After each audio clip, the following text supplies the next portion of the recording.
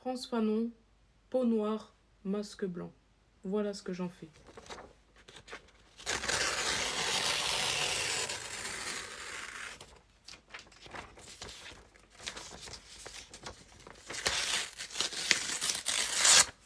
J'ai également ce livre sur mon iPad.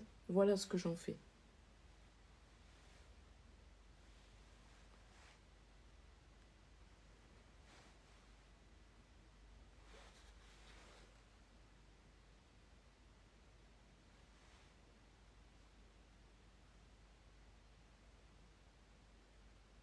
Voilà ce que je viens de faire.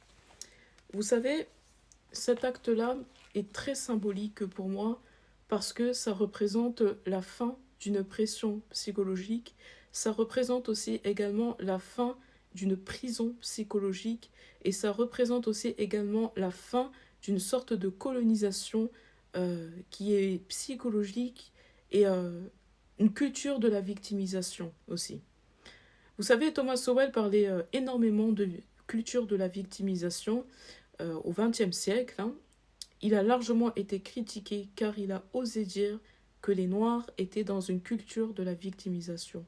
Le problème avec cet auteur Frantz Fanon et avec son livre Peau noire, masque blanc, il y a énormément de personnes noires qui ont lu ce livre. Énormément de personnes noires se sont reconnues là-dedans. Mais le problème, c'est que Frantz Fanon, lorsqu'il a écrit ce livre en question, il a écrit selon son temps. Il faut savoir que Frantz Fanon a écrit ce livre dans les années 50 et lorsqu'il y avait encore la colonisation. Donc il a écrit ce livre en pleine colonisation. Frantz Fanon raconte son récit dans son livre et explique qu'il y a eu une telle différence lorsqu'il est arrivé en France métropolitaine et a dénoncé justement ce racisme, ce racisme à travers la colonisation, cette différence entre les Noirs et les Blancs. Mais le problème, c'est que Frantz Fanon a dénoncé des choses qui se passaient dans son époque.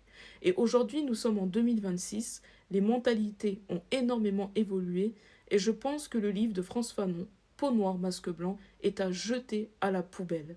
Parce que malheureusement, ce livre continue d'alimenter une haine, il continue d'alimenter une prison colonialiste, et il continue aussi également de conforter certaines personnes noires dans leur culture de la victimisation et toujours rejeter la faute sur les autres.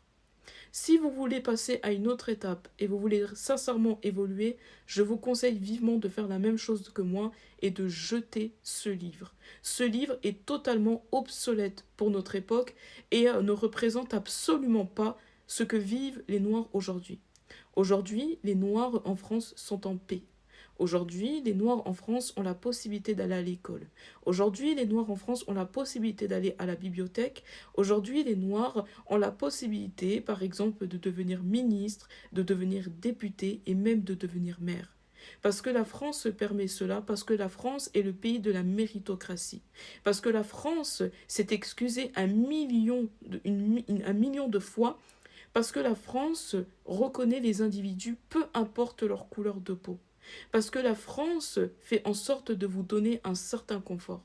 Et pour tout ça, je remercie amplement la France et je suis très fière d'être française. Je suis très fière également, le drapeau que vous voyez derrière moi, je suis très très fière de ce que ce drapeau a fait de moi, de la femme qu'il a fait devenir.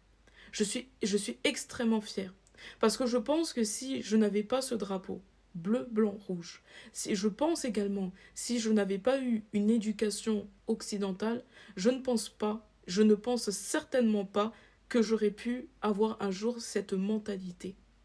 Sortez de votre prison psychologique, commencez à vous assimiler, commencez aussi également à devenir plus malin que ça, commencez à faire des recherches et à être plus intelligent que ça, parce que bientôt ce qui va se passer, c'est soit vous aurez le choix de choisir deux camps.